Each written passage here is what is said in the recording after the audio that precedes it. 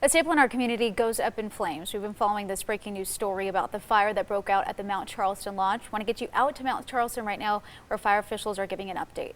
It completely burned off, which is kind of what gives us an idea of where it started, where the most damage is.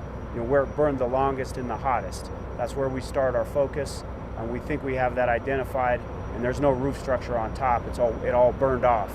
So they were able to pull whatever fell in, pull that out, and now they have basically open sky above their heads. So it's a safe investigation. And we're still talking about the dining room vicinity area. I'm going to say the vicinity of the dining area, where it was originally as crews arrived on scene.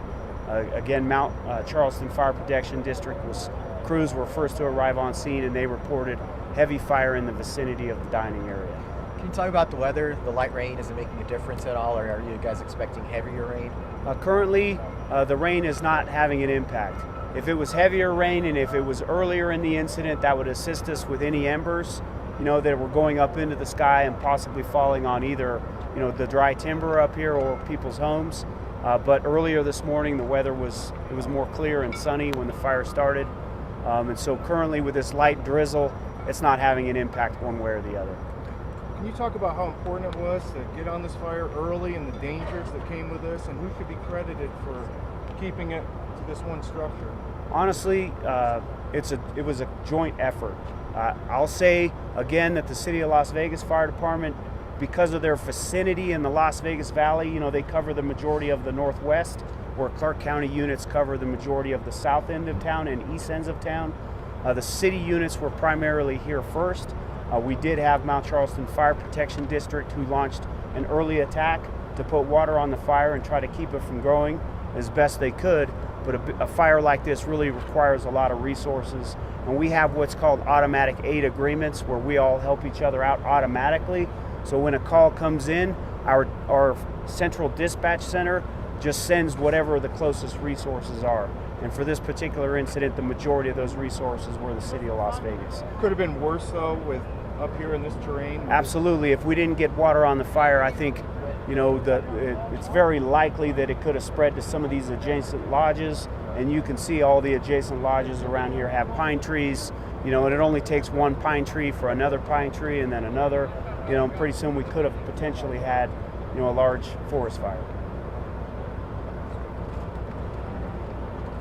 Can you talk about how quickly, going off that again, how quickly it could just take to tear this whole area down, and how many minutes would have, if they didn't arrive right away, what would that timeline look like before all of this is going up? The progression of a fire inside of a structure varies depending on the structure type. This particular structure is not, the majority of it is what we call heavy timber construction, a lodge.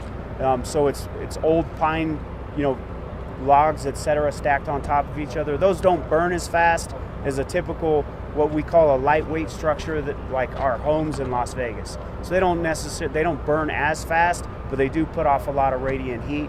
And all the structures around it are pretty much log homes and log structures. So they're not as susceptible to radiant heat as a lightweight structure, but the pine trees are. The pine trees are very susceptible, and I expect there was a lot of pine tree clearing around the lodge, as is required generally. Make sure you keep your pine trees away from the homes, so it doesn't, any house fire doesn't spread to the pine trees, and vice versa. Pine tree fires don't spread to the houses.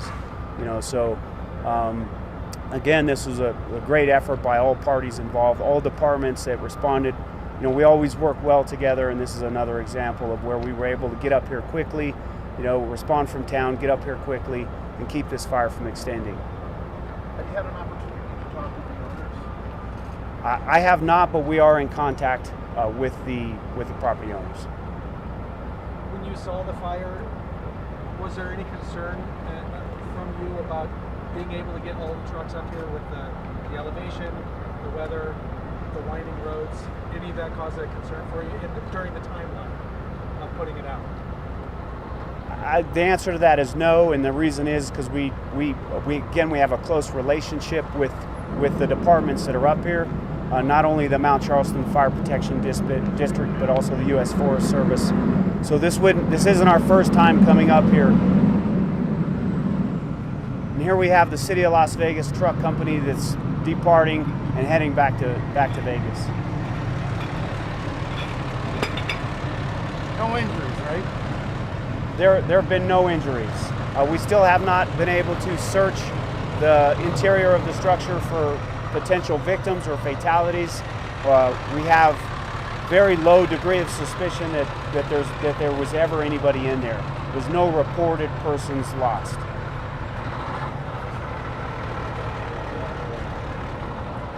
The time of year, we're in September, would have been different if it was winter, even the snow or something. Like, how does the season really affect this fire? Well, I think what would have made this more challenging for us is if the roads were wet and icy. Right, you are listening right now to fire officials giving us an update right now on the Mount Charleston Lodge fire.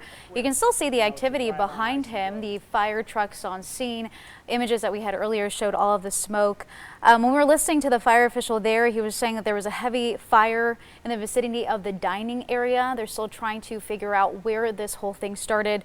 Also mentioned that it was a great effort by everybody, that they are in contact with the property owners as well, and they still have not gone inside of the building. They have to wait until it's safe to do so. So once they are able to do that, they'll be able to give us a little bit better of an idea of where this started and what might have happened. Right now, though, they're saying no injuries have been reported. Of course, continue to follow this for you. We do have reporter Alicia Patillo on scene who talked to someone who was there, and we'll get her report shortly. Now, if you've lived in Las Vegas for quite some time, you know this is really a staple here in our community. The Mount Charleston Lodge just meant a lot to so many families here across the valley. It was a place for everyone to get together, go hiking, eat some food, swap stories around the campfire. We have some images on your screen right now that you sent in to us to remember this lodge. Now, if you want to, you can go ahead and share your memories with us on our Facebook page. We're taking them and we're going to continue to post them on our website and also show them here on air. Justin, I was seeing one of our Instagram posts and it has more than 300 comments on there with people just so sad by this loss. And your family, you just went up there recently. Yeah, one of those pictures was by my wife and our son Charlie. We were just there on Tuesday, so such a fun place to go. You go for a hike or go play in the snow in the winter, and then you can warm up and have a great meal at the lodge. So hopefully they'll build it back better than ever. But yeah, it really means a lot to a lot of us here in Las Vegas.